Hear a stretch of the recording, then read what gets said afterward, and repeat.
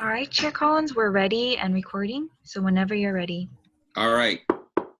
Let me call this meeting of the City School Liaison Committee, Palo Alto City School Liaison Committee to order. The date is Thursday, April, help me out, 17th? August 30th. August 20th. August 20th, or Schmurz 20th. Day. Wow. Or Schmurz Day, as we call it. Solid start there, Mr. Paul. August 20th. And the time is 8:30 a.m. I believe that the custom here is the clerk will call the roll, right? Yes. All right, so Chair Collins. Present. Board Member DiBrienza. Present. Councilmember Ku. Present. Councilmember Tanaka. Sure. 4 present. All right, wonderful. We have an agenda here, and first, welcome to the member of the public that has joined us. Maybe we'll have other members of the public join us as well. And the first item on our agenda is oral communications, and the clerk will explain how that works. Yes, so if you wish to speak on oral communications, please raise your hand in the app or press *9. If you're dialed in by phone. And seeing no hands, we'll move on from oral communications to item 2, which is approval of the June 25th, 2020 minutes. Is there a motion? I move we approve them as printed. Is there a second? Second. All right, approved by Ms. DiBrienza, seconded by Councilmember Ku. Any comment or questions on this before we proceed to the vote? No? Okay, can we proceed to a vote? All right, Chair Collins. Yes. Board Member DiBrienza. Aye. Councilmember Ku. Yes. Councilmember Tanaka. Yes. Motion passed 4-0. Wonderful, thank you. All right, the next item on our agenda is superintendent's comments and city manager's comments. And I know there is a lot to report on. So since the superintendent is listed first, Dr. Austin, why don't you start us off? Sure. So a few notes, because we have some other agendized topics that we'll hit on this, but our schools are obviously open, and by most of the feedback that we're receiving, greatly improved, which is actually not a surprise to us at all, given the amount of time that we put into it. So just for the council, 93% of our teachers completed 10+ hour training over the summer on their own, which is absolutely amazing. We really anticipated internally 40% or so would take it on, and to have almost everybody was pretty awesome. And it shows the consistency and in the classes, the organization of the classes now, having a common schedule, the sharing going on between our school sites is just maybe at an all-time high. We're still excited about getting back at some point in time, but for the circumstances we have, there are some positives. We have 2 new principals. They're both of our high schools, one internal, and one came from outside with 17 years of previous high school experience. We do have reports that Stanford going virtual did have an impact, and combined with their layoffs and people not having to move to the area for jobs, being able to teach remotely has impacted the number of families that we have from Stanford this year. Roughly 5% of our families selected distance only for the elementary school level for the entire year. So they signed on right now for the year. That equates to about 12 teachers that we had to pull to serve those students, and we'll give them another opportunity to select distance later in the year. And the last thing I had for the council's sake is that as of right now, our facilities are not available for rental outside of childcare, but that's a topic I would expect us to discuss here shortly as a whole group. So that's it for me on these topics. So the one thing you might want to mention is that we have a ballot measure on the ballot this fall. We do have a ballot measure in November. It's our parcel tax for our school district. It's significant. It's north of $15 million a year. We've reduced it to a straight renewal instead of the previously approved $48 increase. So a straight renewal for residents if it were to pass. It's a big deal for us. If it does not pass, it roughly equates to 120 layoffs of people, because just like the city, that's where a big chunk of our money is in people. So pretty high stakes for us. Can I ask a question? Sure. So when you say the parcel tax, the difference is that there's no more the 2% increase every year. Is that what the difference is? What is the difference with the previous? Okay, please explain. Yeah. So when we thought we were going to have it on in the spring, we had approved a $48 increase to the base amount. When we pulled it off and rethought about it going into this period of time, we've eliminated the $48 increase from the base. So the base is exactly the same, and the 2% increase does still exist each year from there. It's just a lower starting number. And when is the sunset? Does it have a sunset? 6 years. 6 years. Which is the tradition, which is what it was in the past. So it is basically a continuation in both amount and form from the current tax. Thank you. Another question. When the teachers who have completed the 10 hours training, is that training for COVID? How to teach in a COVID situation environment? Yeah, no, great question. So a couple things. Some of them are very specific to the use of technology. Okay, so how do you set up your meetings? How do you set up breakout rooms? How do you make your course look uniform so that when a student goes on to find a teacher's course, they don't have to figure out, okay, this teacher does it this way or that way. So all the teachers are doing it the same way for the most part. But we also use it as a time to build in anti-racism training, anti-bias training, to talk about some of those other things that would make sense even if we were in a classroom. So we built that into this training as well, just to underscore the importance of the work that we had already started. So we don't want to lose that momentum just because we're virtual. And in fact, we've already had some teachable moments in the virtual world as well on those topics. So if I had to break it down, I'd say probably 75% of it is the practical, how do you use the tools better?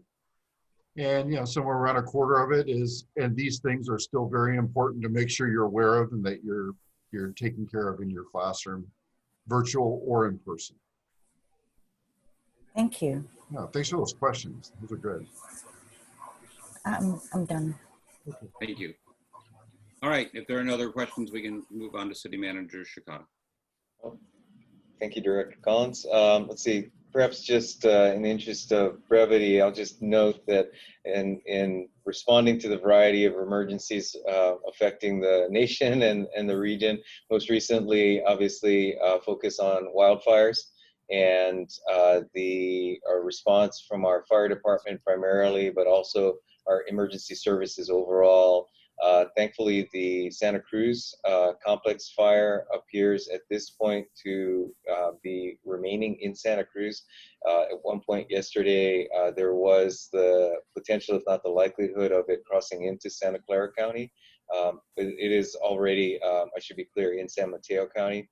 And as such, we're continuing to monitor, and we've got fire personnel that are deployed both in preparation for any necessity here in Palo Alto, but also working as part of mutual aid in other parts of Santa Clara County and beyond.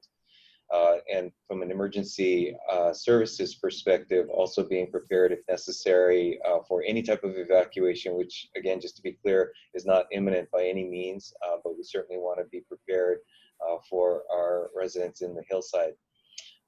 And also citywide, being mindful and modifying operations as necessary in order to reflect air quality conditions, and both for our staff here in town as well as staff that are working remotely. Obviously, it affects all in a variety of different forms.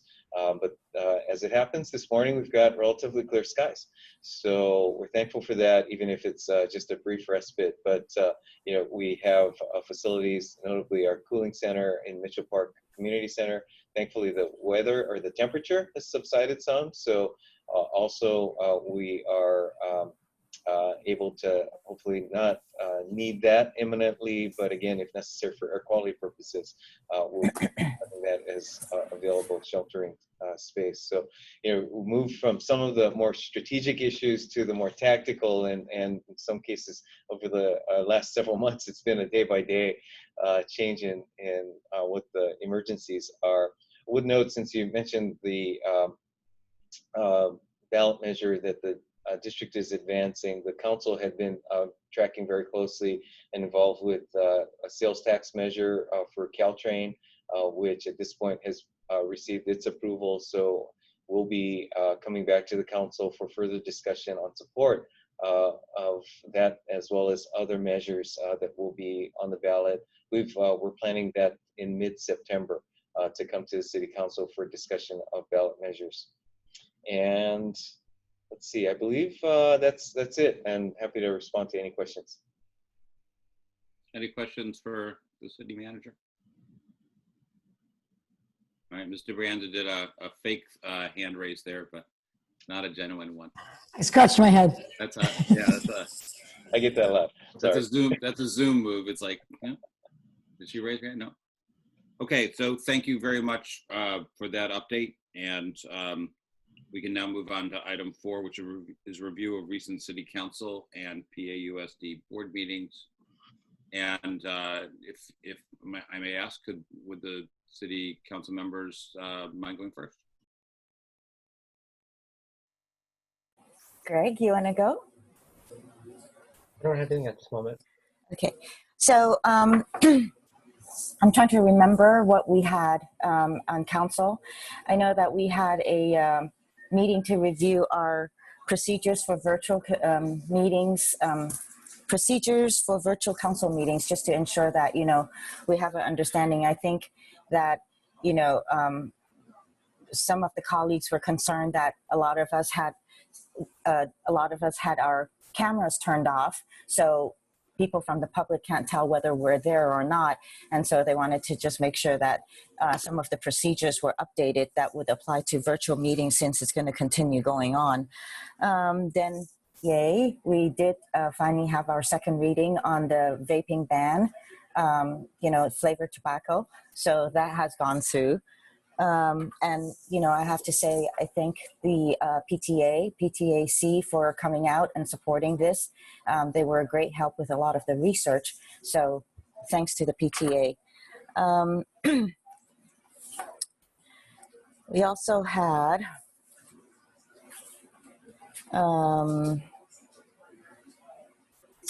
Foothills Park. There was an effort to get it to be opened up to everybody. Well, actually, the recommendation was to have a pilot program that was recommended by the Parks and Rec. Then also for staff to come back with alternatives in terms of opening it up for non-residents, just open all. So we did have a motion which passed, saying to put it to the ballot for voters to vote on whether they think that's the way to go or not, and to consider it for 2022, that the park is renamed to the Foothills Nature Preserve versus Foothills Park. And I have to remember, I'm sorry, to change the misdemeanor, the fine, which is a misdemeanor, to an infraction. and also to continue on with the pilot program that was introduced for a limited number of people in order to inform the voters when it does go to a ballot. And I think lastly, it was for it to be revenue neutral. So that was the motion, and it has to come back to council again, so it will be coming back. Although I wanted to ask the city manager, does the name of the park already change, or does it need to come back to council again? I don't think that was something that needed to come back, right? I actually believe it does, but It does. I'll be talking to staff about more specifics soon. Okay, thank you. And then there is, of course, Human Relations Committee. Greg and I mean, Councilmember Tanaka and I are both on the ad hoc committee as liaisons to the Human Relations Committee, which is looking into Black Lives Matter and the history of African Americans in Palo Alto, the history of that, and then also looking into the 8-camp wait. So we should have a report back, and we'll be having a full discussion of this on this coming Monday, which is the 24th, in the council meeting. And I've gone through everything I can remember right now, so.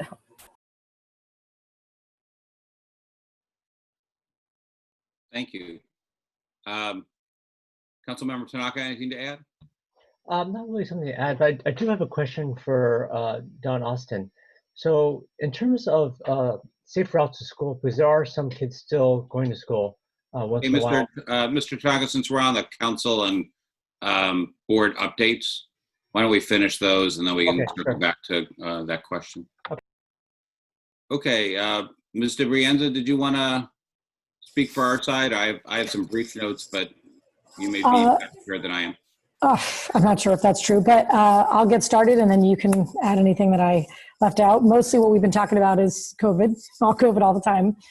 We met, I think, 6 times in July and 3 times in August or something, with updates as to whether we were going to be all remote or whether we were going to be partially in school with a hybrid. And once we settled, I'm sure you heard a couple weeks ago, the governor decided that everyone would start remote if they were on the county watch list, which we are. And once we decided to do that, even though there have been some updates since then, I don't know if you're being bothered by my child who is doing some remote learning here right next to me. I should probably find another spot to be. So once we decided we were going to start remote, we thought it was just best for planning purposes to stay there and not just give everyone whiplash again. So we are committed to starting the year. We did this week start the year remote, and I believe it's October 9th that we will take a look and see if we're in a condition where we can move to a hybrid mode at any of the levels. Or one of the big concerns that we've talked a lot about is our kids with severe special needs. And it is basically impossible for those kids to get any experience. I believe that my child just told me I was talking too loud. Let me just move. I'm going to come over here. If there's any way that we could get those students back in person, because there was really no way for them to engage in any meaningful way over a Zoom. So that's something that we're working on. That involves both permission and negotiations with the union to see what employees would come in and supervise that. We may also, I can't remember the last time we all met, but there is something called PAUSD Plus that right now it is all remote because we can't be open, but it is a support, really an extra support for kids who didn't really find success in the spring, whether they weren't able to achieve credit on several of their courses or whether they were had trouble, paying attention from home and really would do better. We call them maybe site dependent or school dependent kids that do better in person. And so when we are allowed to open that up, we hope to have at least one site, maybe more, where kids can come and there's a teacher there to help push them along or make sure kids are on task. And there's also been talk about the possibility of opening up a couple of our libraries for kids that are pretty independent learners, are doing okay, but maybe they don't have a reliable network or an adult at home to keep them safe or whatnot. So there's a lot of things going on between the experience everyone's getting and then the extra supports that we're trying to supply kids. At the same time, I don't think we've met since in June. Maybe we did meet since then. We unanimously passed a resolution in support of Black families. And I'm really grateful that you all are doing that citywide work, because I think we all know there's a long history there of redlining and other marginalization of some communities of color. So I'd be interested to hear the reports you all get back. One of the things now that we're back to school, it was our second to last regular board meeting that we passed that resolution, and we directed staff to start coming up with some actionable items to work on, really looking at any systemic issues that are going on with our Black students and students of color.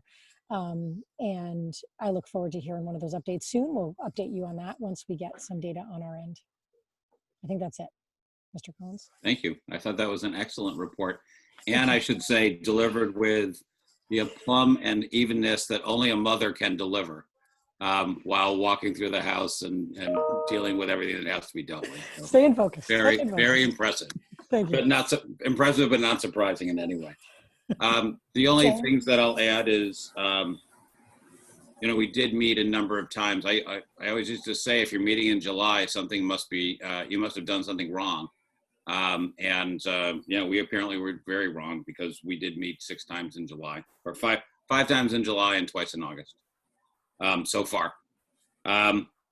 The thing I will add that I think you may be aware of, but not as, just to frame a number of the things that Ms. DeBrienza mentioned, is that we have been in a regulatory whiplash of the kind I have never seen or imagined before, related to, where with differing directions coming from the federal government, the county Department of Public Health, the county Department of Education, the governor himself, the State Department of Public Health, that have the legislature, which passed an important budget trailer bill on July 29th that was promptly and almost completely overruled by the governor, who has signed it on June 30th, and then publicly did a complete about face in terms of school opening on July 17th. So a lot of our actions have been in response to an environment that has been, I think, chaotic is not an unfair description of it. And so I think many of our constituents are frustrated and unhappy, and I share their sentiment. It is very hard for us we strive to be predictable and to signal well in advance the things that we're going to do, because I think most parents want that for their children, and they think education is better delivered in a predictable system. And we have not been able to do that this summer. And in large part because the environment around us, and particularly the regulatory environment around us, has changed so dramatically and so quickly. And we at the end of the chain are, obliged to respond and make sure that we're in line with what the regulations instruct us to do. So that's been an important factor in our thinking and our operations. And while we're stable for now, it's hard to say how things are going to change for us. As Mr. Brianza touched on, the governor literally a week ago mentioned in a press conference that he thought it would be a good idea if what he called acute special needs students were permitted to return to school. That's an idea that we really are in favor of, but it is now, that was last Friday, it's now Thursday, and Dr. Austin, as far as I know, no regulations or guidance has been forthcoming from the state on that. We literally just have a few sentences from the governor's press conference as an indication that there's a forthcoming policy change that affects our students. Is that right? Yeah, I got an update yesterday. His press conference was supposed to be yesterday. So okay. Again, another delay without an explanation. So, you know, that's not to criticize the governor or other elected leaders. They're dealing with complex situations, and it's difficult, but it is, I think, useful for people to understand that the environment we're in is chaotic. And, you know, we, like everybody else, read in the paper that acute and that special needs, moderate severe special needs students would likely be coming to get to school, and immediately started from hearing from our special needs community, who've been very vocal about this need, and appropriately so. But we literally can't move until we get some kind of guidance from the state beyond a few sentences in a Thursday afternoon press conference from the governor. So, so that's just a context for some of the, you know, kind of back and forth that you've seen this summer, and I expect we'll continue to see, because our situation is not predictable at this point. One item to add, as Mr. Brienza touched on, is that the driver for schools being allowed to open in person, to consider opening in person, is whether the county is on the state county watch list. And I don't know how much that impacts things on the city side, but it is the key pivot point from the school district's point of view.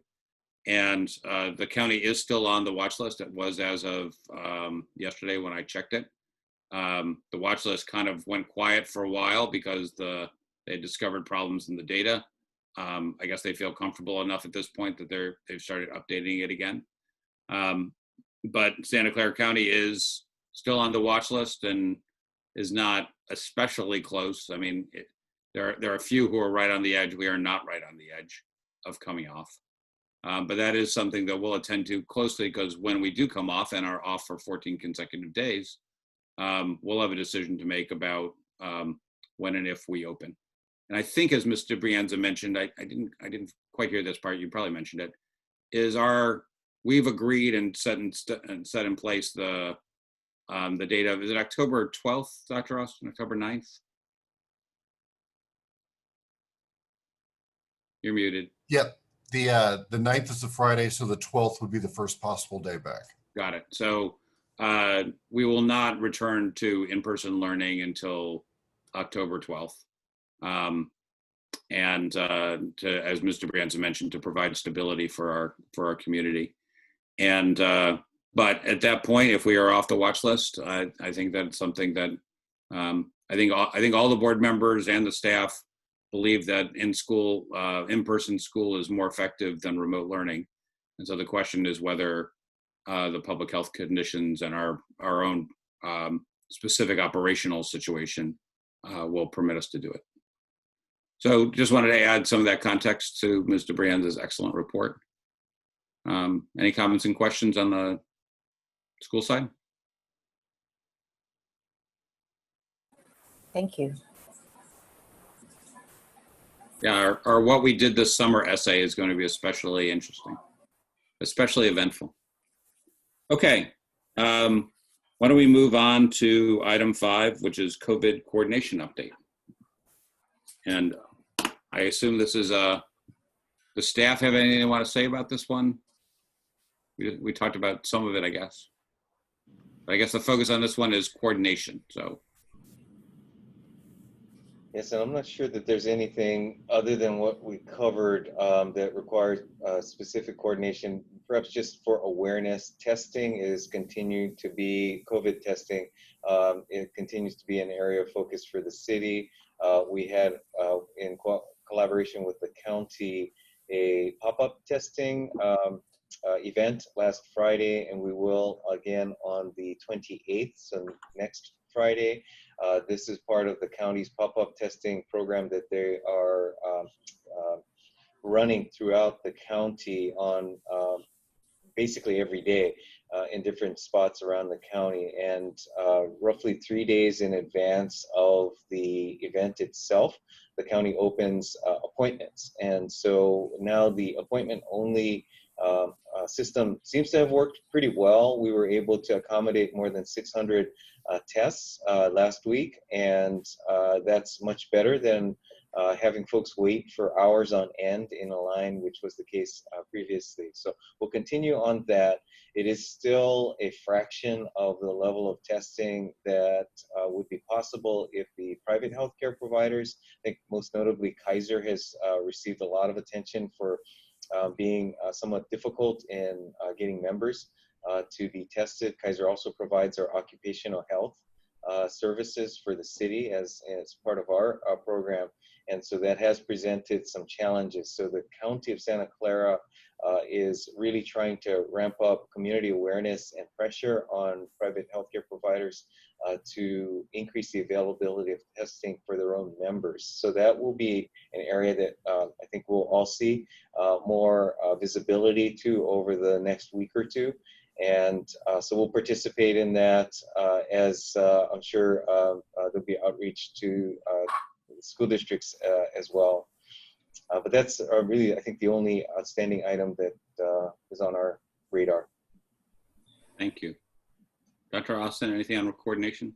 No, the same.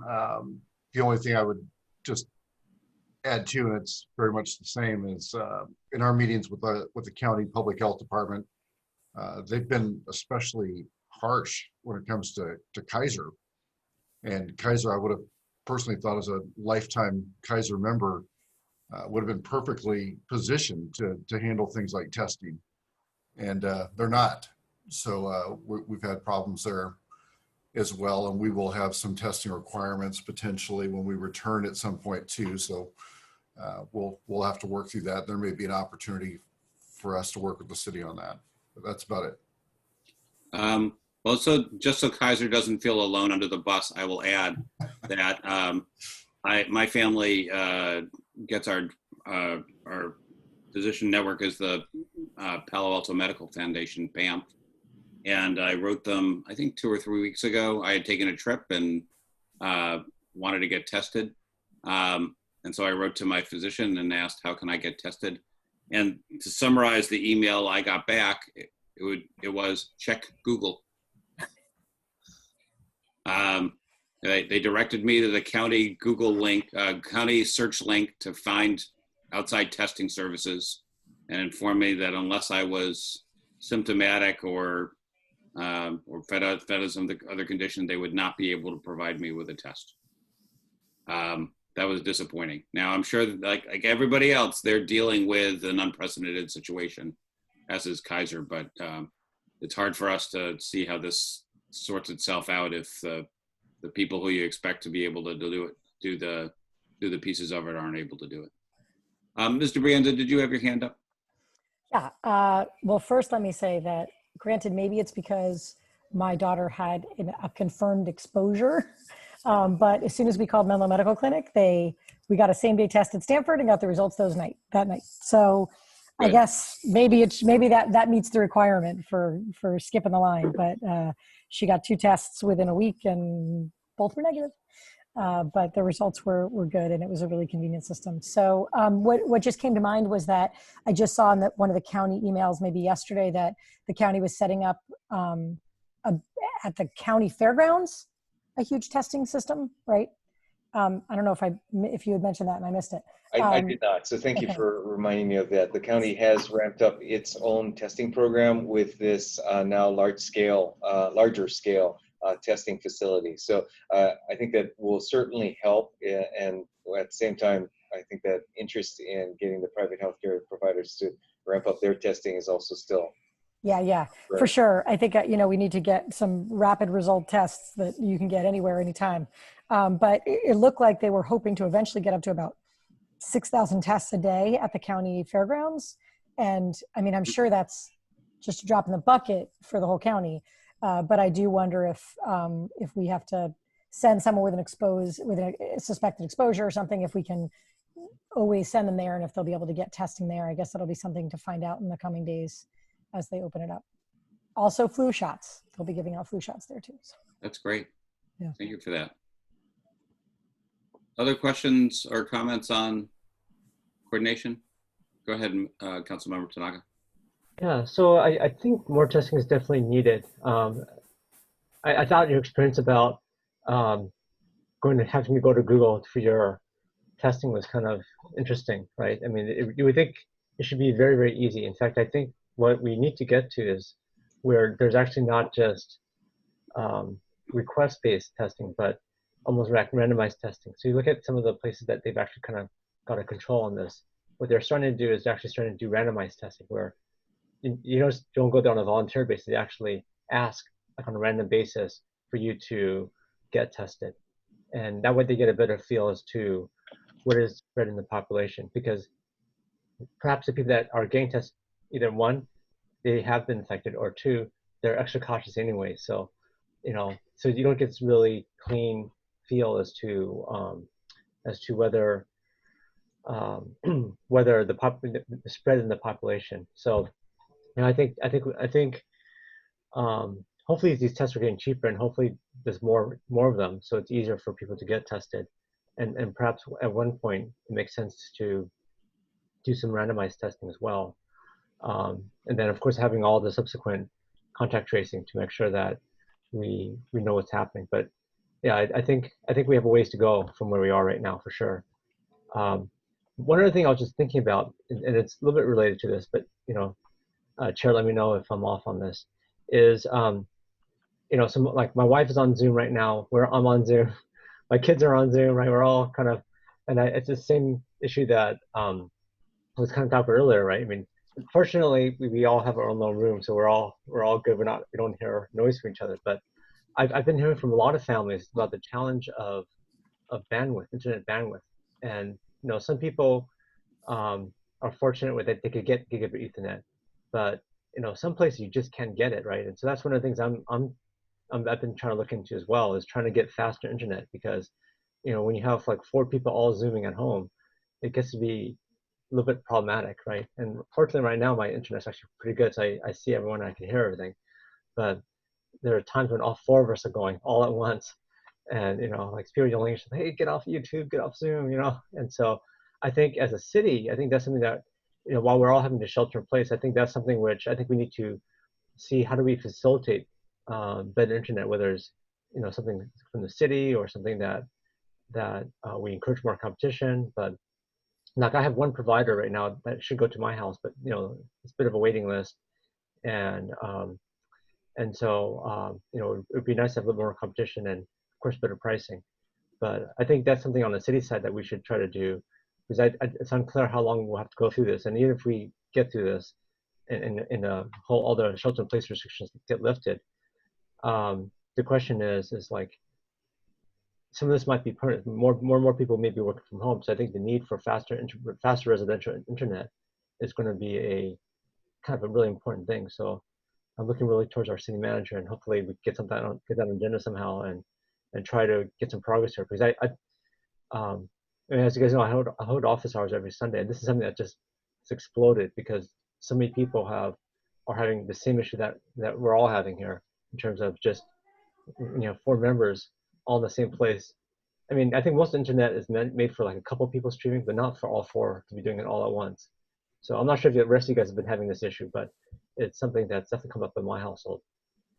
I second that, City Manager, Mr. Yeah, City Manager. maybe you could talk a little bit about that, because I think even with like kids at home who are also distance learning through this COVID-19 situation, and both parents are also Zooming, right, all at the same time, it can be really challenging for the internet. Yeah, unfortunately, I guess I'll preface it that way and say it's good news, bad news topic. Good news is that the city does have a fiber to the premises project that we are working on. And, this has recently gone to the Utilities Advisory Commission, previously gone to the council. We've got direction, and we'll be coming back to the council with the next steps very shortly. Bad news is that's not a short-term fix. And I certainly hope we're at least done with the COVID issue by the time that is, in a rollout phase. The good news, bad news. Good news is that nonetheless, this experience has certainly pointed out or really kind of reflected a resurgence in interest in the value that fiber to the home can bring to the community, where previously, or perhaps over the last few years, there was some waning interest in proceeding with that. So I do believe that this experience that we're all sharing has, again, a bit of silver lining in recognizing the potential value of that fiber initiative. The other dimension I would note is it is, and this is probably in the bad news category once again, connected to the ongoing issues we've had with cell sites and 5G and the proliferation of that in the near term for wireless access, to the extent that that is a method of delivering bandwidth widely throughout the community. And again, not an easy solution, because in some ways that issue of the equipment has obviously been a flashpoint for community concerns. So in the meanwhile, we're somewhat stuck with the market entrants, or market participants that are currently in place. Yeah, I guess for me it's just more, how do we streamline it? How do we encourage more competition? Because and something quickly, because I think a lot of people are having this challenge right now. Yeah, and in that regard, I would note that this wireless mesh networks is really where the providers have focused. So again, tough topic for us to be able to make a whole lot of progress on. One thing I can add to this topic is one place that does have exceptional both wireless and wired bandwidth with is schools. And so to the extent that we are able, at this point, we are not allowed to have students come to school to be supervised by our staff to access our networks. Even if they were to sit outdoors and be appropriately distanced and masked and everything else, it is simply not allowed under the governor's July 17th order. So one of the things the governor said in that press conference that I really liked is, if you want kids back at school, the thing to do is wear your mask and limit your contacts. Because the only way we can reliably get kids back in school and address a whole host of these problems is by driving the case counts down to a level that we're not as worried about community transmission, and we can use case and contact tracing to control the disease. But man, it breaks my heart when I hear stories like Councilmember Tanaka's, because we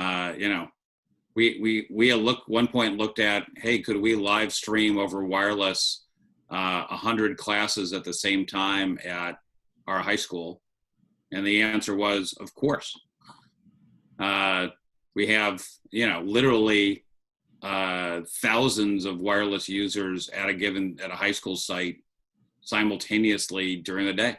And it's like, we have plenty of bandwidth for that. So it is a shame that we are not able to use, and I'm not saying it's anybody's fault, it's just the circumstance that we have this crying problem and we've got a solution available to us, but we're not able to use it. So let's get ourselves to a position where we're able to use it. And I think that'll help address the problem. Other comments and questions on COVID coordination, and then we can move on to Cubberley. All right, seeing none, we'll move on to item 6, updates on ongoing matters. Cubberley. And staff, do you want to take the lead on this one?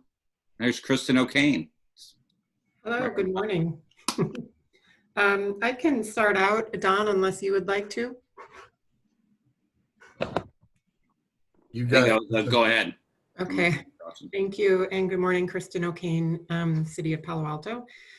So, as you know, the new lease for Cubberley started in July, changing the areas where the city has control or has use. And so now the city is just leasing the fields, the gyms, which includes the pavilion, the theater, and has short-term use of the auditorium, which is where the Junior Museum and Zoo currently is. So they will stay there until they move to their new facility on Middlefield. During the fall, they should be out of Cubberley and completely into the new facility. So we've been working closely together, mostly Carolyn Chow and I have been communicating frequently. One, to help find places for the tenants and renters who were displaced because of the new lease situation. And I think we've had great success in that. Most or all of the tenants have found a new place, and we're also able to find spaces for most of our renters. We did on the city side have some spaces that have opened because some of our tenants, we just learned in the past few weeks, are actually closing their doors due to COVID because they can't do the in-person programming that they rely on. So, which is very unfortunate for them. We will continue to use those spaces for rental spaces. So that has allowed us to, really find a space for everyone who otherwise didn't have a place to go. One of the other things we're doing is just trying to figure out our communication and, citywide to school district wide, making sure that staff we're so used to just doing things on our own at Cubberley and, bringing in the school district when we need to. Now those have changed. And so we're working out some kinks there, but I think we have a good plan moving forward on how to communicate day-to-day sort of maintenance or other issues, and then some larger issues that might be related to capital maintenance or improvements or things like that. So I think we're getting there, and I think our relationship has I don't know if improved is the right word, because I think we've always had a good relationship, but I think just the communication lines are, stronger and more open, and we're, Carol and I will just call each other whenever we need something and talk through it and work it out. And so we're getting there, and I think it's been overall ended up being a positive experience. Not the most ideal situation given the circumstances, but a positive experience overall.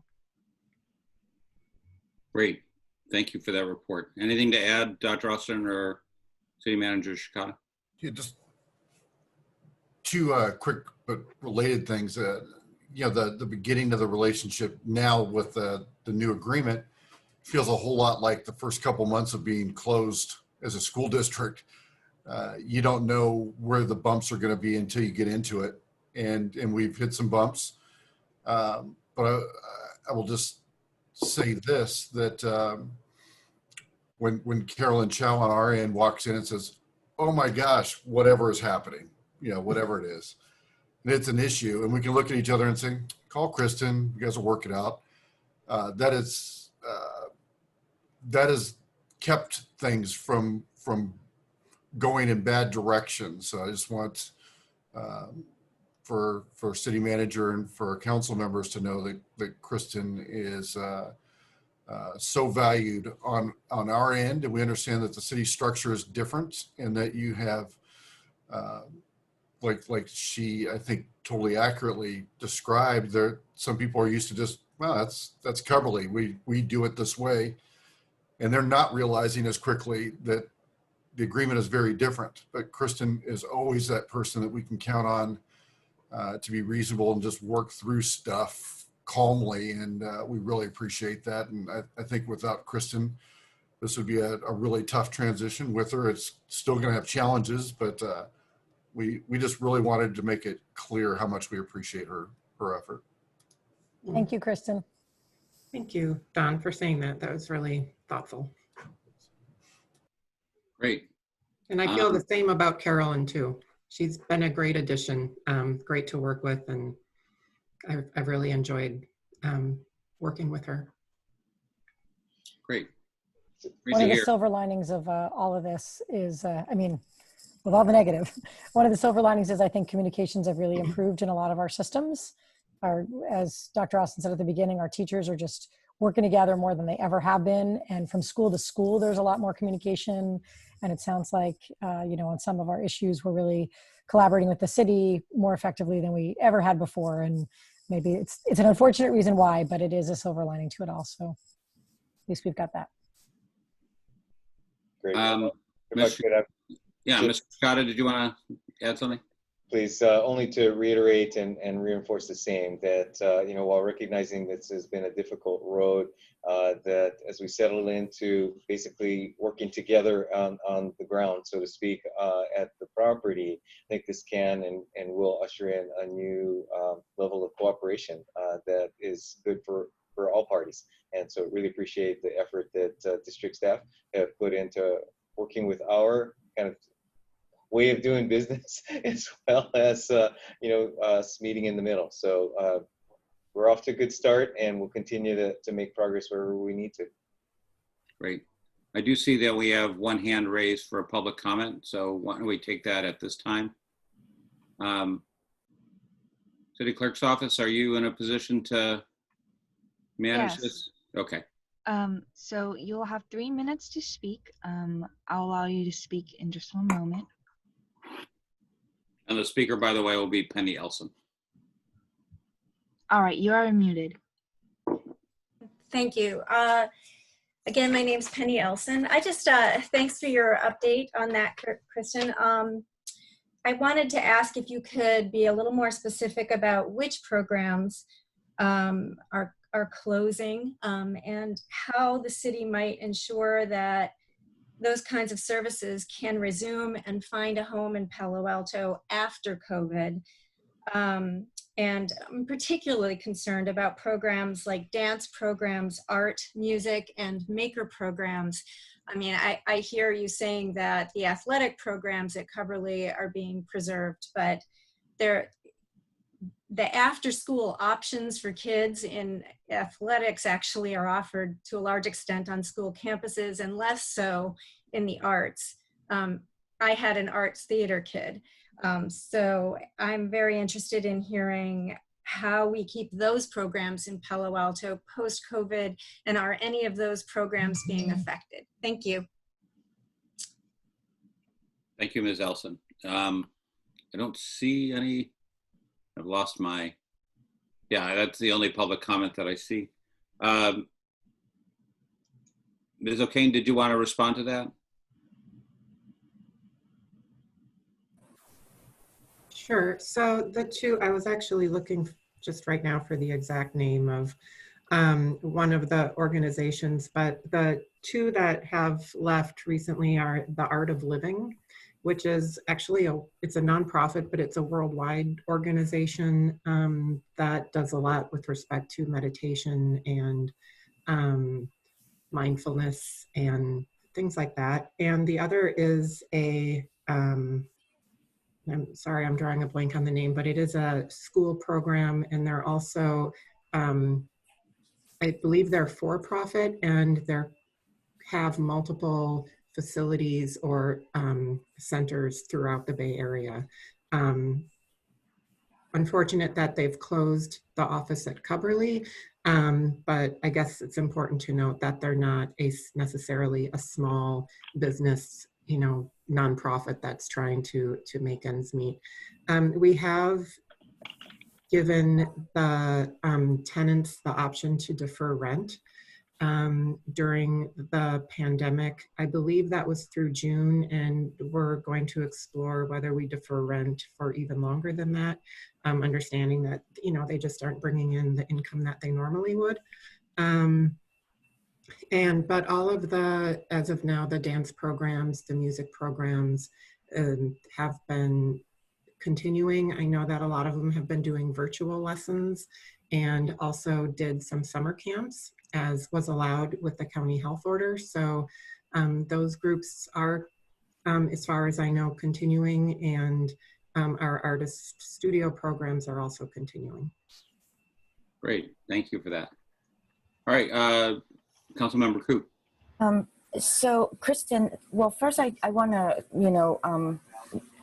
reiterate what everybody said about all the work that you have been doing, along with the district's representatives as well. So thank you for all the great work. Your department is one of the more, it has touches in the community that is very valued. So you're overseeing it the way that you are sensitive, with sensitivity is really appreciated. So thank you.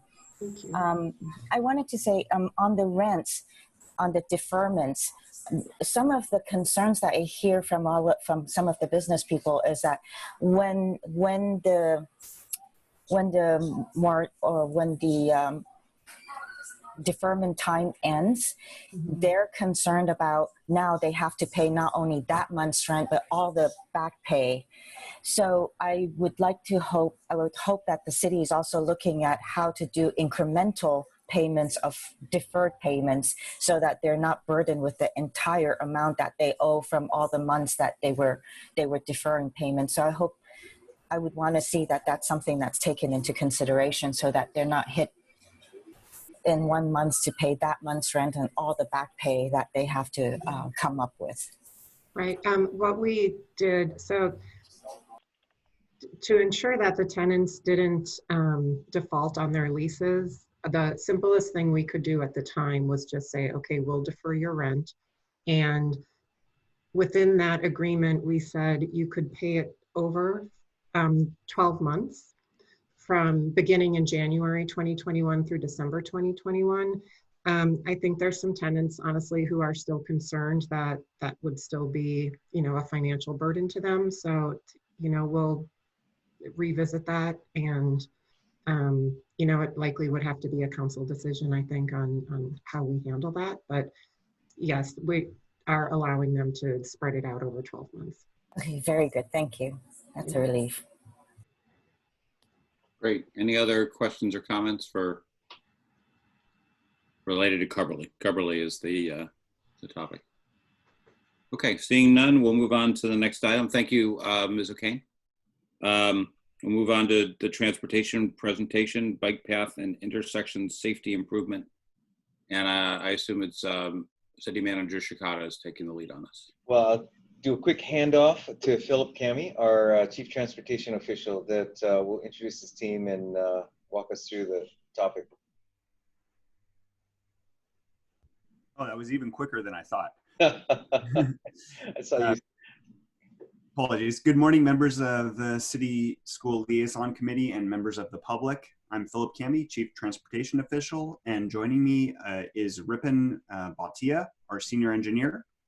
Today we're here to present on the Palo Alto grade separation project, and we will specifically focus on the Churchill crossing due to its proximity to Pali and also the school district offices. Actually, if I could just say something, I think our agenda had changed, right? Previously, it was bike path and intersection safety improvement project at Churchill and El Camino. And then there was an updated or revision to the agenda saying that it was a connecting Palo Alto grade separation agenda change. You're correct, Councilmember. Okay. And that other topic will come back at a later date. Inadvertently, we goofed it up. So we had both initially and decided we would do one and one. So stay tuned for that, but thank you for pointing that out. Thank you. I'm sorry to interrupt. Oh, no problem. No problem. Yeah, I think this will be kind of a lengthy discussion, or a lengthy presentation even. So yeah, we'll just dive into it. Something that we'd like Let me ask, just since you prelude that, let's try to keep it to 10 minutes, because I want to make sure there's time for discussion and questions. Yeah, so I'll do it. Keep it at 10 minutes. Yeah, all right. I'll do what I can. We'll speed through things. Like I said, we're only going to discuss the Churchill crossing due to its proximity. So we'll skip on the other crossings. Something that we'd like for the City School Liaison Committee to discuss today is if we should consider bringing this item to the school district board for discussion. And Ripon, are you sharing the presentation by chance? I can right now. You are? For some reason, I don't see it. Let me see if I can change my view. No, we don't see it shared here. Oh, there it is. There you go. It's coming. There we go. If you click on this bottom, yeah, there we are. Great. Beautiful. So if you go to the next slide. Today, there's a total of 7 grade crossings in Palo Alto, of which 3 are currently grade separated. Let's just go to the next slide. We'll keep things moving here. As you're aware, or likely aware, Caltrain's currently in the process of electrifying their trains as part of the effort to increase both frequency and capacity. So the increased trains will increase the gate downtime and will cause more delays to all modes of transportation. Next slide. So throughout this process, I think the city has looked at close to 50 different alternatives. However, currently there are a total of 9 alternatives that are still under consideration. And I should note that the X cap has recently eliminated both of the South Palo Alto tunnels from their consideration. And also last year, members of our community developed 2 new alternatives that have since been developed by our consultant and staff. And we'll be sharing one of those, the Churchill partial underpass, with you today. Next slides. These next 3 slides just kind of give an update of what the XCAP has been working on. I do want to note that we have a member of the XCAP that's an attendee today. They've met close to 20 times since January, and quite a bit before that. So they've been working really, really hard, meeting regularly and discussing the alternatives in more detail. Also, we hosted a town hall meeting in both last November and February. And we have a virtual town hall that I'll give you a little bit of a update on later that we actually started just yesterday in light of the COVID-19 situation. And in the recent XCAP meetings, our consultant working on the project have provided updated noise reports and traffic reports, updated layouts, renderings, fact sheets, and matrices, et cetera, for the various alternatives. And the XCAP is scheduled to initiate their deliberation on the alternatives on August 26th. And on the next slide, I'm going to hand it off to Ripon so we can discuss the Churchill alternatives. Good morning, honorable committee members and members of the council. Ripon Bhatia, Office of Transportation. So we'll look into a little bit more detail on the alternatives in consideration. And first and foremost, we'll look at Churchill Avenue, and 3 alternatives are kind of running at this point. Closure, viaduct, and partial underpass, as Philip mentioned. On the closure option, there are 2 minor variations to this alternative. Option 1 provides for the bike ped pathway along the railroad tracks, and option 2 provides for the bike ped pathway along perpendicular to the railroad tracks, which runs in the middle of Churchill Avenue and then crosses railroad tracks and towards the Mariposa Avenue transition path. The length of these bike ped pathways are required to accommodate for the ADA ramps as well as ADA ramp slopes for both bike and pedestrians usage to meet federal and state guidelines. As the name mentioned, this Churchill Avenue will be closed, which means that all movements that currently pass over or traverses over the existing railroad tracks will be prohibited. That means eastbound left, right, and through movements in both eastbound and westbound directions will be prohibited.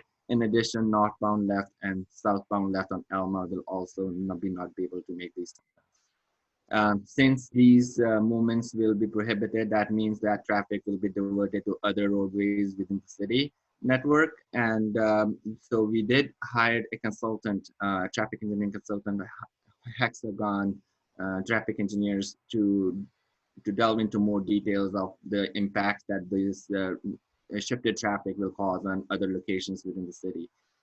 Based on their study, they ran the model of the existing traffic flow within Palo Alto and surrounding region, and came up with recommendations at 4 major locations: Embarcadero, Elma area, El Camino, Embarcadero, El Camino Page Mill, and Oregon Expressway, Elma.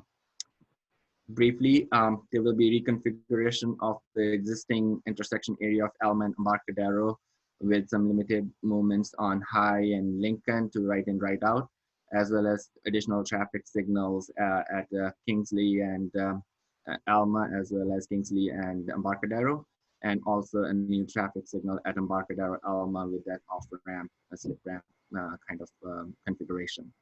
In addition, a overhead bike ped pedestrian, bike ped bridge is kind of recommended on the west side of the railroad tracks to provide for the, traversing through over the Embarcadero road. On El Camino and Embarcadero, an additional westbound left turn movement and a northbound right reorientation would be needed to accommodate for the additional traffic that will be experienced at this intersection. This will also require signal modification as well as signal timing optimization to accommodate for that additional flow that will be experienced at this intersection. Additionally, at El Camino and Page Mill, a westbound right turn movement would be needed. An additional that would also, this figure shows the proposed geometry for the future configuration that would be able to accommodate the intersection volumes, and also signal modifications and signal timing optimization would be additional that would accommodate the traffic flow. The Alma off-ramp and on-ramps on Oregon Expressway will also have a additional need for traffic signals. These all these movements are expected to mitigate the impacts that are caused by the diversion of traffic from Churchill Avenue to these other streets, and providing the level of service to the future conditions that was expected or better, and meet those conditions at the time that was expected at those locations. So the other alternative that is still in contest is the viaduct on Churchill Avenue. The viaduct raises the rail grade above the intersection, as shown in this figure on a profile that shows about 20.5 feet separation is required. Actually, the vertical clearance between the bridge's deck as well as the roadway would be about 15.5 feet. But this would require that we elevate the rail grade, and it will go, the structure will go back from Embarcadero to almost Santa Rita Avenue. The rail transitions might go even further out to Homer and California Avenue, but the structure, visible structure would be almost like between Embarcadero and Santa Rita section. As Philip briefly mentioned about the partial underpass, this is a community-driven alternative, community provided, and came up with the solution, which uses a combination of different measures that at Churchill Avenue, and also enhances some of the movements that are not feasible through the Churchill closure option. So in this particular scenario, one other element is that the bike ped movements are separated from the Churchill Avenue, and they are shifted to Kellogg Avenue, which will be crossed using a tunnel underneath the railroad tracks, and then transition back to existing bike ped pathway on the backside of Palo High School. So there is that magenta color would show that this is a transition that will come back to the existing bike ped pathway in that back behind the Palo High. At the intersection itself, as the name mentioned, it's partial underpass, which means that partially that intersection will be lowered to accommodate for additional movements in the eastbound direction, the eastbound left, right, as well as northbound left and the southbound right movements will be able to be accommodated with this lowering of this intersection. Future renderings might show a better picture of how it works. The through movements on Churchill will not be able to be conducted because of the elevation differences between that lowered intersection, partial intersection. The two northbound Alma lanes will stay at the existing grade and can go. So this picture shows that how this is a eastbound lookout from the on the west, from the west side. There's that bike ped pathway on the south side of the Palo High School, along with a bed bike overhead bridge to connect with that neighborhood across the Churchill Avenue, and also shows that there's like the eastbound traffic making left turn and right turn at that intersection. The next picture rendering shows the northbound view of the intersection. You can see that west leg at that intersection coming at the which is at a lowered intersection or the partially lowered intersection. will be able to make northbound movements and the northbound left onto westbound Churchill Avenue, and also the north-south movements can occur at that place, and the eastbound left and right turn movement can occur at this intersection also. Onto the right in this area, these are the existing northbound Alma lanes that will be preserved at the existing elevation. That would also maintain that these accesses of properties can be maintained on the existing conditions.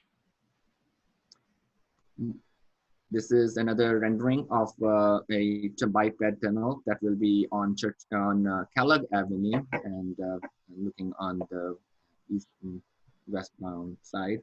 So it will be crossing railroad tracks. Ravon, can I pause you for 1 second? I see Philip coming back up.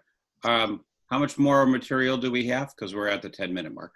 So this is Churchill Avenue. I'll just browse through very quickly in 2 minutes for the next 6 options from Metro Charleston. And there are a couple slides that shows the right of way. If you are interested, I can show it. Or all this information is present on Connecting the Palo Alto website, as well as on the virtual town hall. So yeah, I think actually that's about it. We were just going to share, the next steps in the process, really, which is that the XCAP's currently in deliberation. They're going to be providing an update to council or providing their final report this fall, and the city will follow up after that to finalize, potentially finalize a project study report after the XCAP submits their report and to work through council. We currently have the virtual town hall that's up that I would love to walk you through if we had time, or just at least show you if we have time, but it's vrpaloalto.com, and you can all go play through that and see more information on these alternatives, and watch videos with some narration that explain each one for all the crossing, and also provide feedback. So with that, I'll turn it back over to you. Thank you. Thank you. City Manager Shikata, anything to add? Sure. If I might, just a little bit of I hate to call it a historical context, but this thing's been going on so long, it may feel like a historical context, that the current XCAP has expressed an interest and desire to get feedback from the district on these options, as the XCAP is tasked with coming up with recommendations. And that said, historical context is we understand that the district had a representative on the XCAP for understandable reasons, that participation did not continue. And so one of the questions is how best to solicit and obtain district input to this decision. Ultimately, that will be going to the city council. So we don't need to define that today, but did want, for the purpose, again, of the interface between the city council and the school district board, to bring this to your attention, let you know the work that's ongoing, and solicit any feedback you'd like to give us on how best to obtain that input. Thank you. Before we go to member questions and comments, we've got 2 members of the public that have raised their hands, and given the amount of time we have left in the meeting, why don't we limit comments to 2 minutes each? And City Clerk, could you call Penny Elson and then Libby Lundgren? Yes, of course. So Penny Elson, you'll have 2 minutes to speak. I'm allowing you to speak right now. Thank you. I'll try to be brief. So my first comment is I want to strongly encourage the school district to distribute the links to the virtual town hall to PAUSD parents, and strongly encourage them to submit their comments, to look at the plans and understand them. Every single one of these, East Meadow, Charleston, and Churchill, all will affect student school commute routes. The school district does not have capacity on their campuses if these kids shift back to cars. We're talking just on Charleston alone and East Meadow, about 2,000 high school and middle school kids. It's a lot. So second thing is, in terms of, time spent on projects, far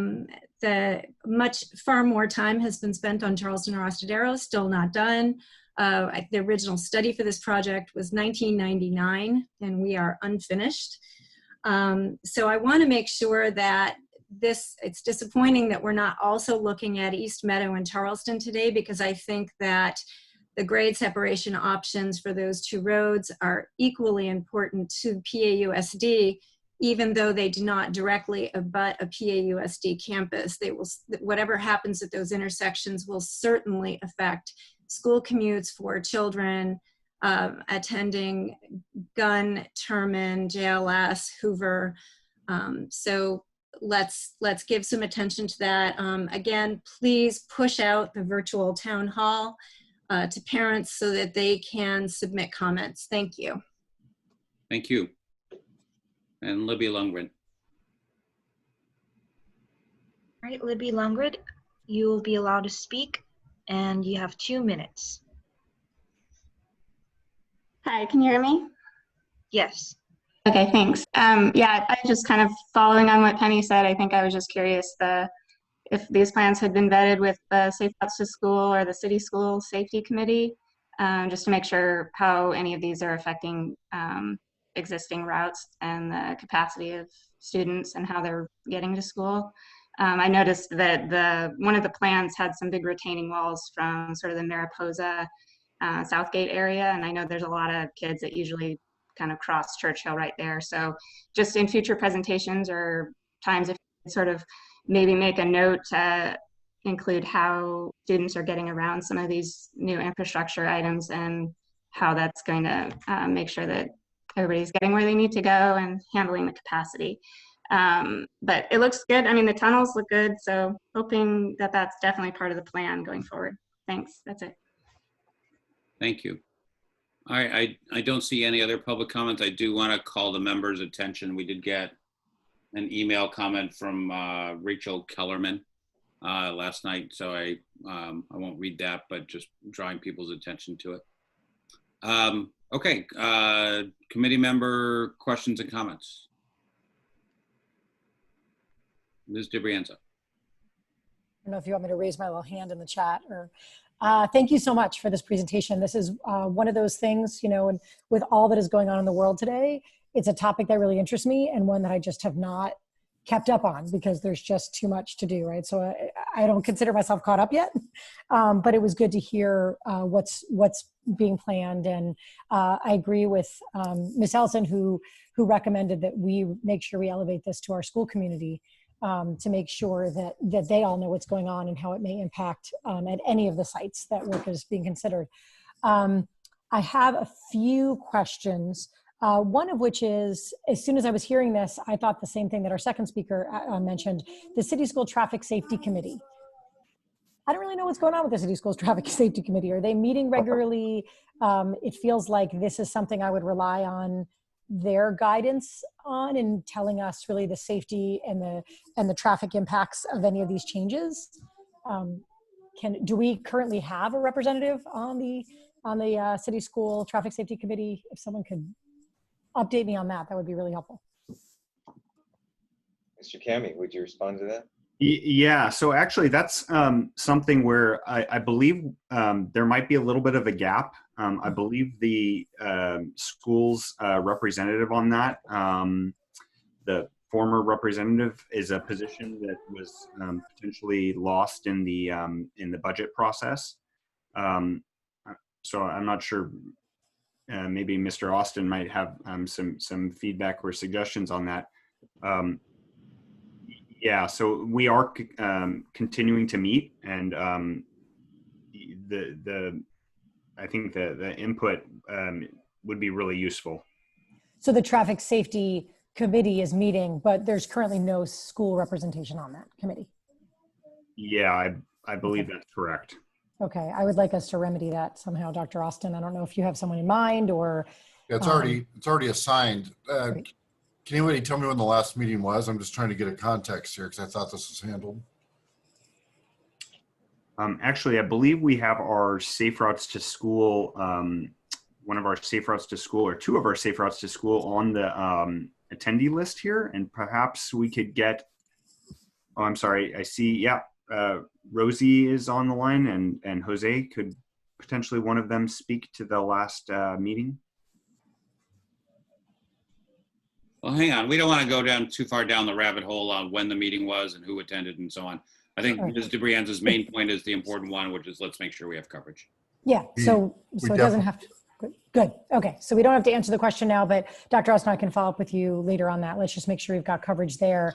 The question I had specifically about this presentation, thank you. Since this is new to me, if I think it was called the viaduct option, I'm not sure. In one of the illustrations, the northbound lane is at the level it has always been on, and the southbound lane was lowered. And it looks like there's an extra lane there. It looks like it's going to take up more room, right, with a divider and an extra lane. Can you speak to what that, I don't know if you could speak briefly to what that looks like, but I imagine we're not taking any houses on one side. And I don't know how much width we have in tracks. So I don't know if you can get back there quickly. Do you know which one I mean? Yeah, I'm pulling up that one. So that's the partial underpass, I believe. Partial underpass, okay. Just to mention a couple things that were brought up by the public. I think that slide before, if you'll just go back one slide, Ripon, to show that. It's a little bit hard to see. Maybe if you can go into presentation mode, but there is a crossing there that's a bridge going across, connecting both the neighborhood to the bike path and to Palo. That's on the nearest side of us to the train. There's a bridge there. Ripon, can you go into presentation mode?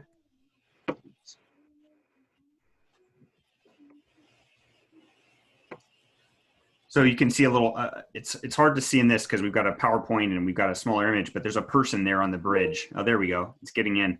So there's actually a path that goes along next to this house that crosses and connects the bike route, the safe route there to school, to the bike path to cross there. But coming back to your question on the other side of the road, which I think is right there. Right there. Yeah, so it does take up actually a little bit more room. So this is actually pushing into right of way on both sides, but it's not taking houses. It's taking more, it looks like we just skipped ahead a few slides. Oh, this is going to show the property acquisitions. But it shows the right of way lines. The actual property acquisition along there is really like the landscaping strip. So if you go back to the that northbound. Look. Okay. Oh, go ahead, Ripon. Yeah, I was going to say there's no property takes on Alma's side. It's going to be all contained within the existing city's right-of-way. The only right-of-way take that we are envisioning is the ramps to accommodate the ramps, and those are the small triangular areas, and that's just to have the corners clipped over there, but nothing significant on Alma's side for the property takes on to address those additional lanes there. Okay, that's all. I can save any questions for later. I know we're short on time. Thank you very much. All right, thank you. Mr. Tanaka? Yeah, thank you. Actually, I have a 10 o'clock, so I gotta jump off in about 7 minutes. But just wanted to ask a few quick questions. What is the current frequency of the train right now?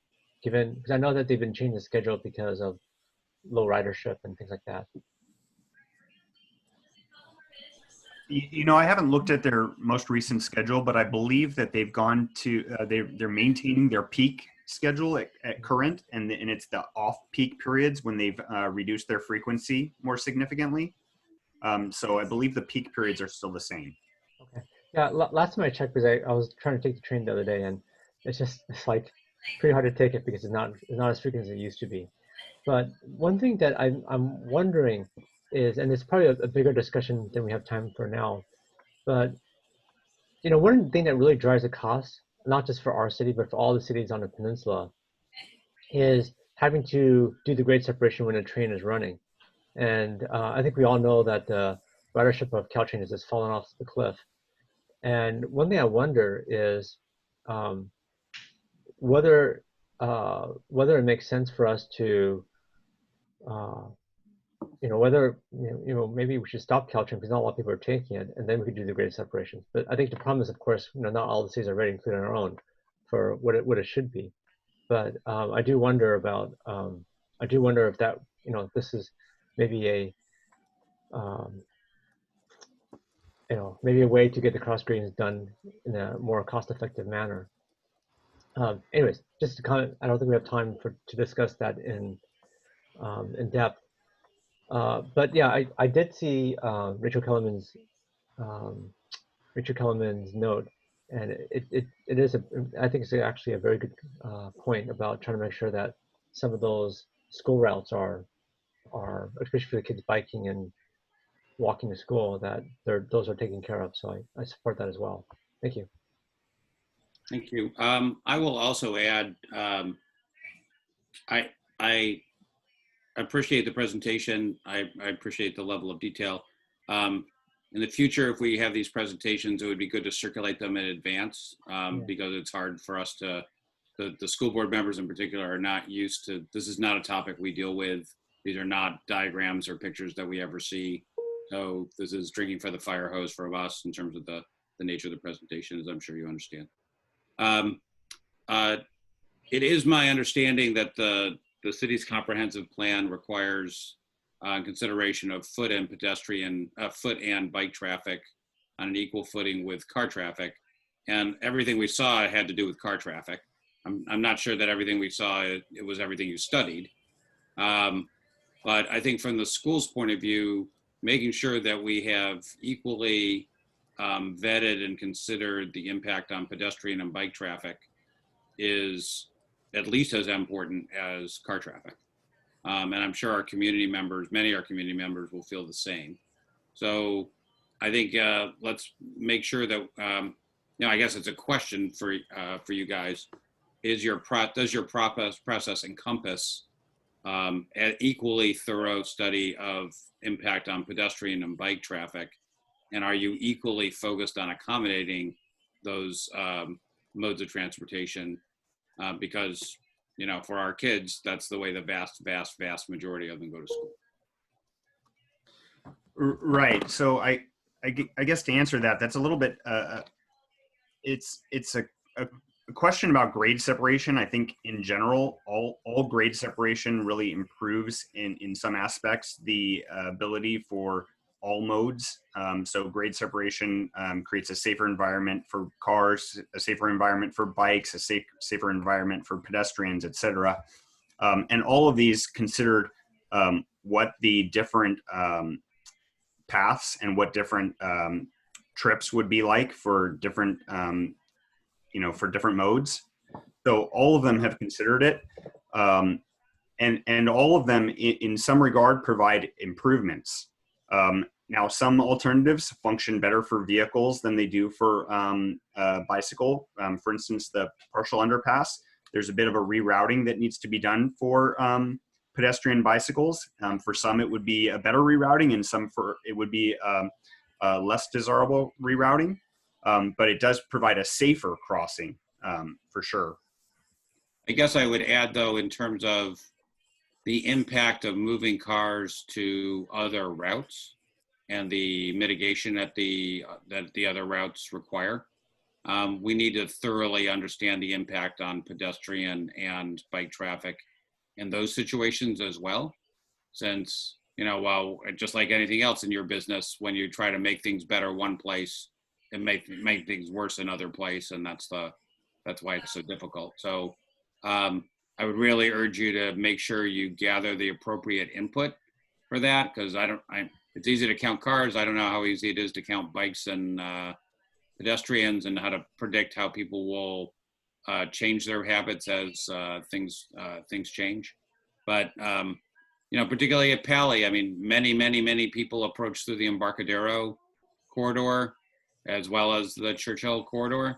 And so moving traffic over to the Embarcadero corridor is going to have an impact on pedestrian and bike safety there. And that just has to be thoroughly vetted. If we find that we've made the problem worse there, then we've still got a problem.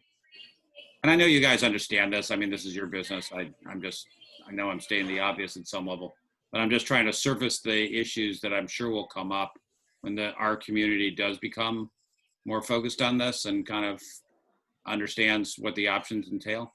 And so, we ought to have really good answers for those questions, because those are many people. Sorry, Ms. Councilmember Koo, I see your hand up.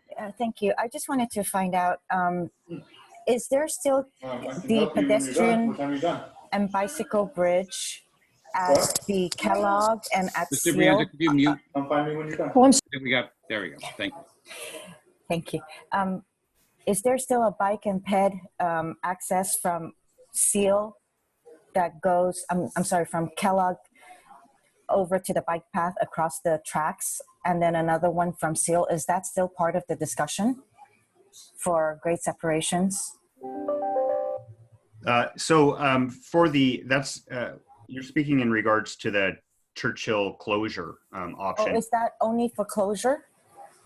Yeah, that one's specific to the closure option, and also for the, as one of the options, I believe, for the Churchill partial underpass. And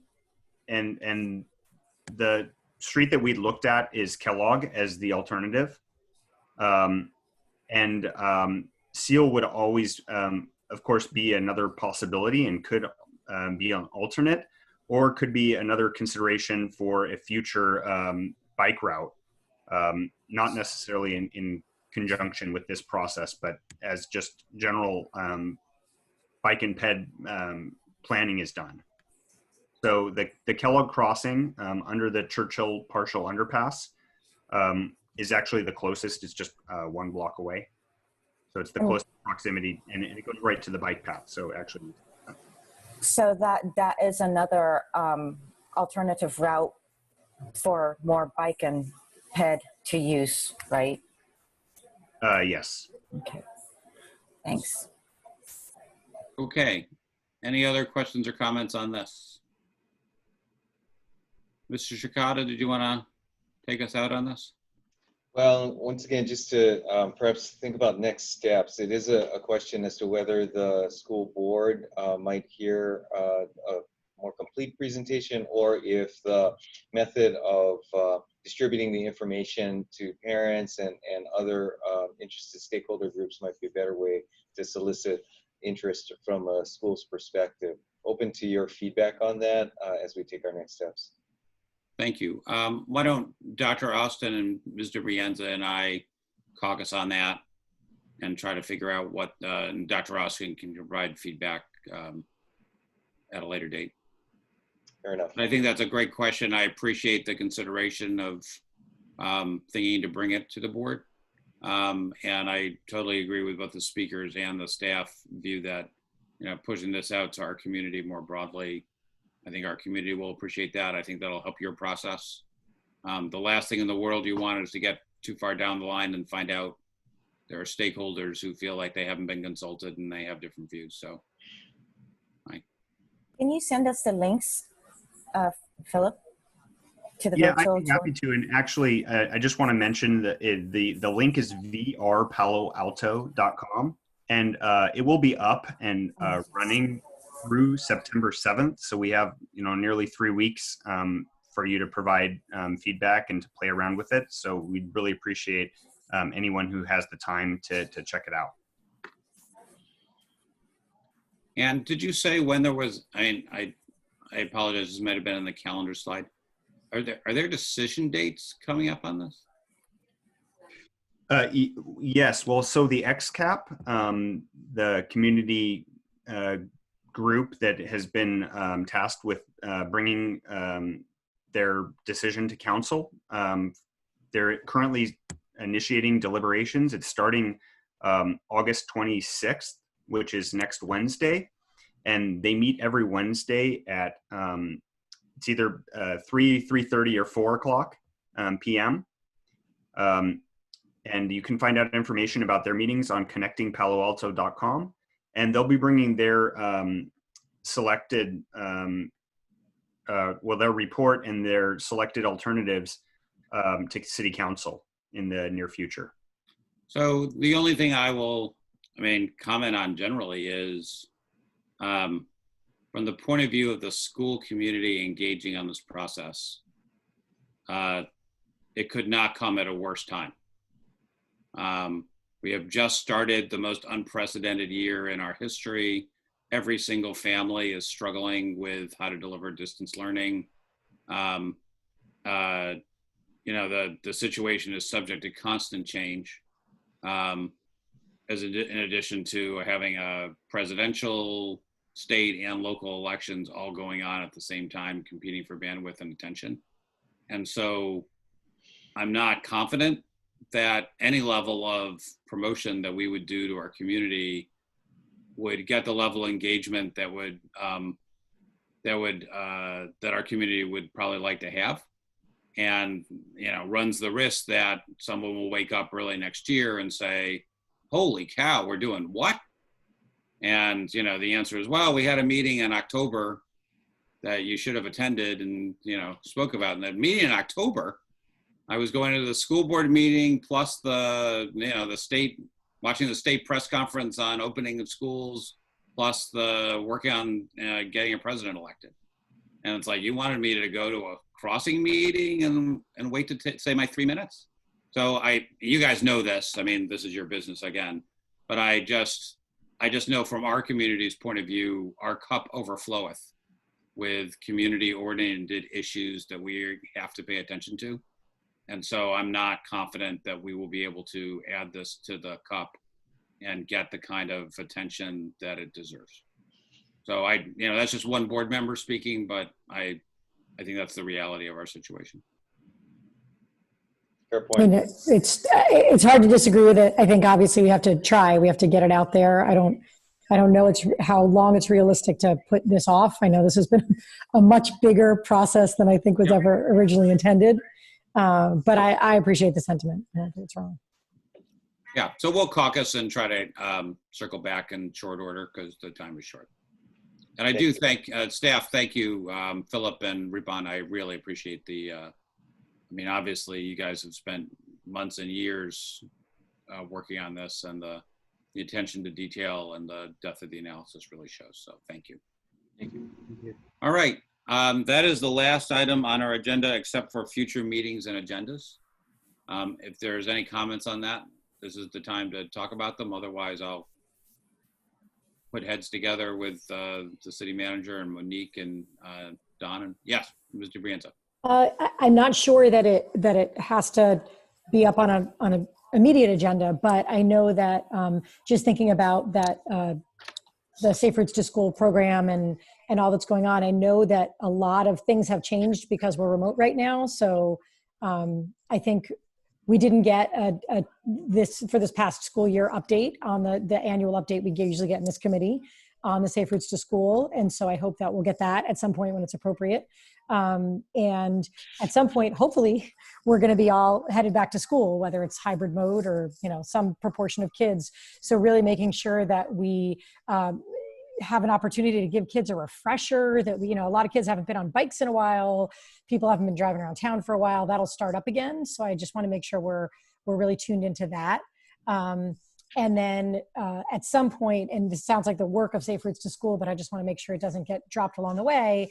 There are third graders this month and next month that are missing their lessons on bike rodeo and bike safety. And I think sixth graders also get something that, because they're not in school, I assume it's not happening. Maybe it's going to happen remotely somehow. But I just want to make sure all those things that forever Safe Routes to School really worked to embed into our school district and our community, that they still happen when the time makes sense for them to happen. So I don't know that that's an agenda item for us, but just making sure, I guess the update is, but just making sure that all that happens at some point. Thank you. Councilmember Koo, did you have your hand up? Yes, I did. Actually, I wanted to bring to your attention, and maybe if you would consider for the agenda next time, is a group that Supervisor Samitian has been working on in order to bring youth walk-in mental health. So they're going to be opening a center here in Palo Alto. It's called Alcove, and their website is alcove.org.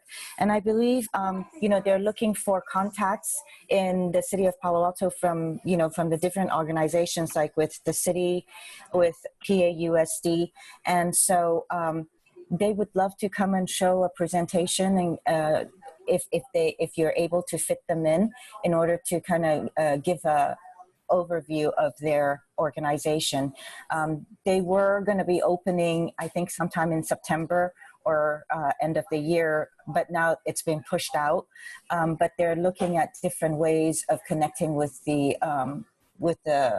youth here in Palo Alto in order to let them know that there is a program coming together.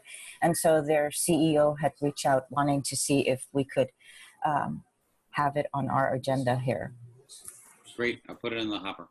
And just to let you know of an event that's coming up. So also Supervisor Simitian through the county has a safe parking, which is, RV parking. They've been trying to coordinate with the city in finding a location. So Supervisor Simitian has a safe parking neighborhood check-in on August the 31st between 6 and 7. So that's just to gather information from the neighbors and to provide also correct information to people to let them know what is being planned. Thank you. Okay, if there are no other matters, that's the last item on our agenda. And at 10:10 p.m., at 10:10 a.m., thank goodness, we are adjourned. Thank you. Thank you, everybody.